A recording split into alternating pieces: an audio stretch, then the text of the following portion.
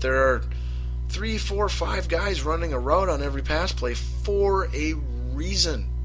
Okay?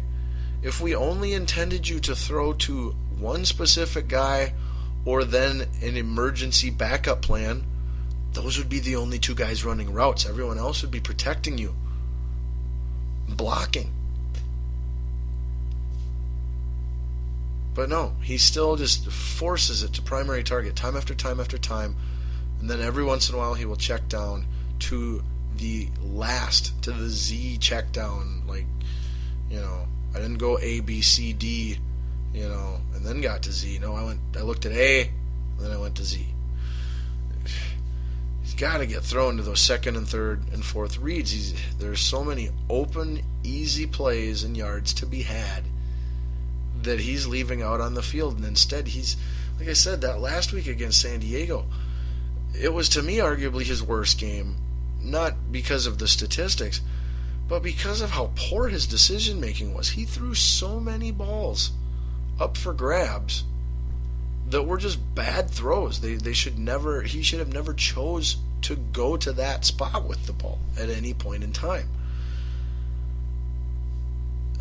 So that's the other huge problem. His accuracy and his arm strength, they're still both mediocre. The accuracy can be corrected real simply. Just aim a little bit lower. If you always throw the ball a tiny bit high, just aim a little bit lower. You don't need to change your throwing mechanics or anything, so that one doesn't worry me. And his arm strength, I think he's got a strong enough arm. I just think that he, for whatever reason, prefers and attempts to touch throw every pass that's an option for him on, because that's just his preferred comfortable way of throwing, which ultimately end result is all that matters. But I do like versatility, diversity, the ability to do anything that is required in any situation, not rely too heavily on your strengths, but rely more on not having weaknesses, or making your weaknesses as insignificant as possible. But so those are the areas that I'm seeing Teddy struggle with right now, and how I think they can be corrected. And again, there's no reason that they can't or won't be corrected, but they haven't been yet. That's all I'm saying.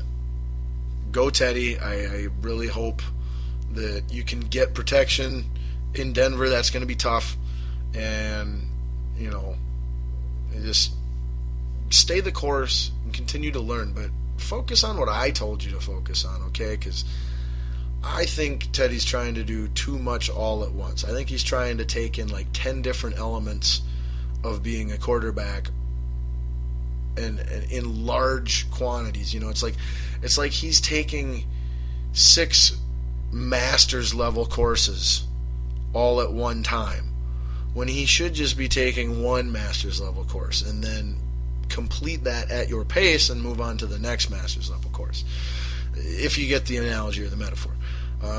But then wrapping up the offense, Rhett Ellison playing very well at tight end, especially in the run game. Saw a lot of 3 tight end sets last week with rookie Michael Cole Pruitt, as well as Rhett Ellison and Kyle Rudolph. I very much like this formation and set. Pruitt surprised me in his run blocking ability. I would like to see us pass more to the tight ends out of this formation in the future, but I like it. Zach Line continuing to improve as a run blocker. Still got ways to go, but all the guy can do is improve. So I am seeing that he does appear to get better from week to week as a run blocker, and that's all I really care about as far as what he contributes to the team. I don't need him doing anything other than run blocking, getting the occasional decoy goal line touchdown, as he has twice this year. And then the wide receivers, not been given a huge opportunity to be involved a lot. We've been a very run-heavy team in the past 2 weeks because that plays to our strengths, and we can win football games that way. And that's how you should always play call every game. What you need to do to win, not how you prefer to be, what you enjoy the most. Wins and losses, that's all that matters. So while the receivers haven't been making a huge impact, they haven't been playing poorly either. Jarius Wright's been decent. Mike Wallace has been decent. Charles Johnson has even been okay, a little underperforming, but not, too terribly bad. Thielen now is getting playing time because Charles Johnson is injured. I believe he's out for the game against Denver, so you will see more Jarius Wright with Mike Wallace, and you will see more Adam Thielen out there on the field as well. You'll also probably continue to see Cordero Patterson as the lone wide receiver in that 3 tight end jumbo set, where he can be a one-on-one deep threat that can maybe get lucky down the field, or be a reverse threat, or just be a breather for a wide receiver, on those downs. And then, lastly, on the wide receivers, I want to say that Stephon Diggs, rookie, has been called up now and put on the active roster. He has not been suited up the first 3 weeks, but he will be suited up making the trip to Denver. All right, so then closing out the Vikings grades on the defensive side of the ball from last week, the D-line played amazing as they did 2 weeks ago as well. And, Everson Griffin is playing great. Brian Robeson is playing great.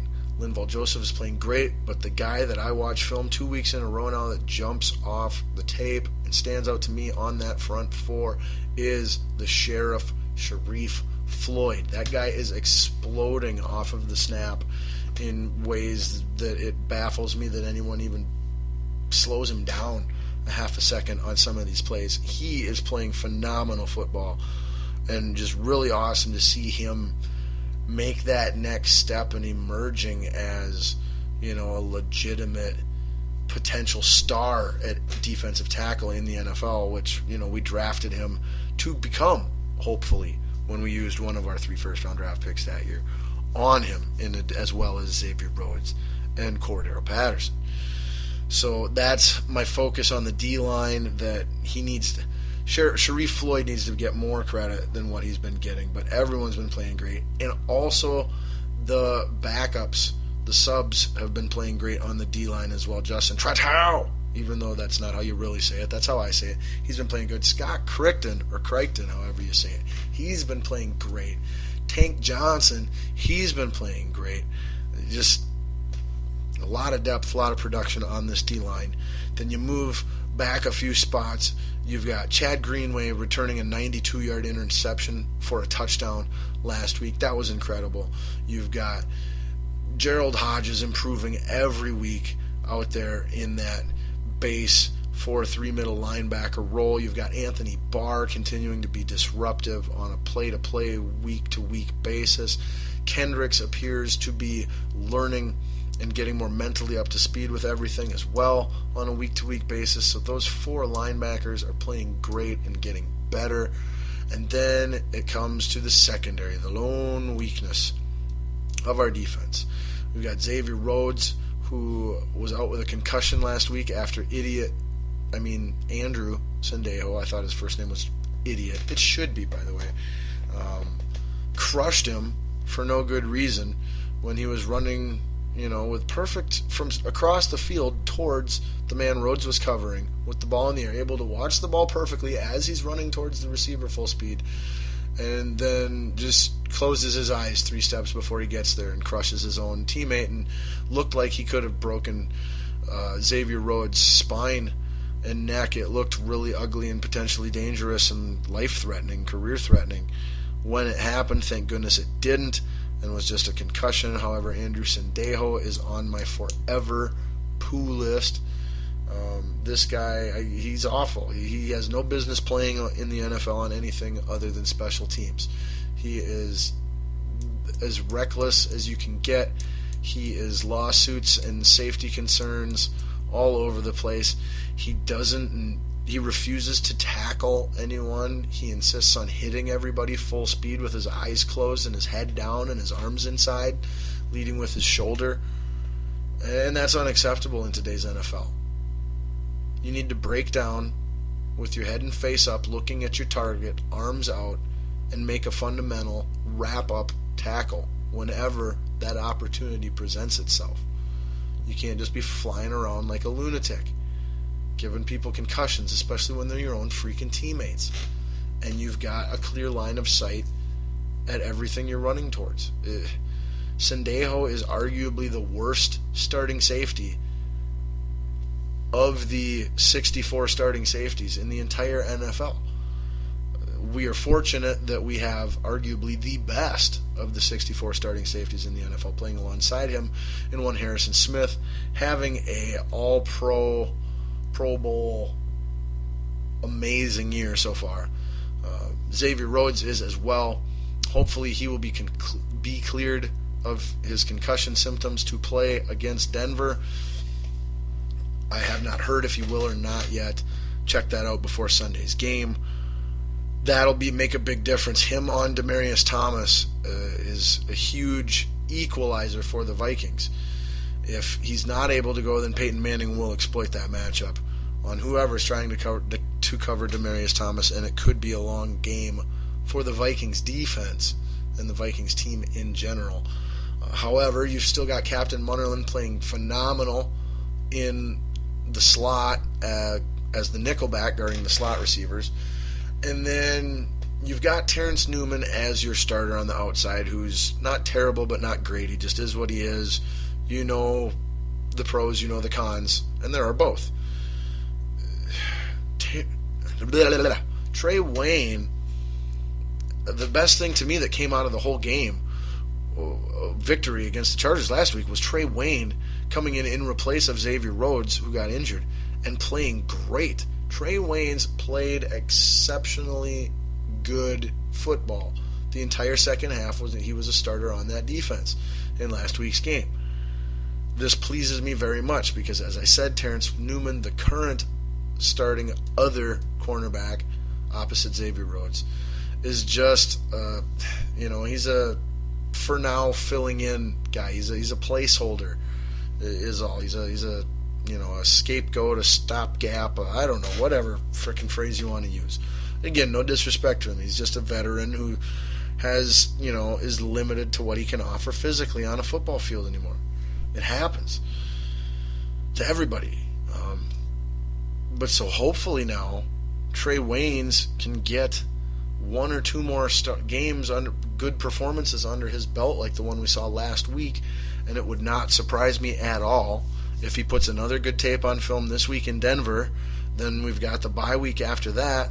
Then coming up in week 6 when we play our 5th game of the season, if Trey Waynes is making his starting debut at corner opposite Xavier Rhodes. That is the key in that statement there. Not just starting, debut in general because somebody got injured. No, I mean starting because you're the number 2 guy, period, now. You're the number 2 corner on the depth chart, period. It's your job. Look for that, like I said, either the week after the bye week or sometime very shortly after that. And then, let's see, wrapping up with the Vikes. Coaching staff doing fairly good, especially on the defensive side again. Offense, a little too insistent in times on, play calling based off of just what they would like to do, not based off of what they hope to accomplish, but how they prefer and like and want to go about accomplishing it. But for the most part, decent play calling, decent game planning, decent, game management, all that spiel for the coaching staff. So doing much better. All right, wrapping up the Vikings coverage and then getting on to other sports because, I ramble. We got lots to talk about yet, and we're at an hour and a half. Jeez Louise. All right, going to have to talk fast. So here in Minnesota, I highly recommend, if you don't do this, get the iHeartRadio app on your phone, pull up K-Fan on there, and whenever the Vikings are playing on TV, listen to the K-Fan radio broadcast of the Vikings, both pregame, all encompassing, pregame, the actual game, and postgame. Postgame would be the least, quality of the three. However, the pregame is phenomenal. My favorite part of every Vikings game, period, is Greg Coleman's pregame pep talk on K-Fan. It's If you're a WWE fan, it's like Biggie Langston talking to you about how we're going to win today. It's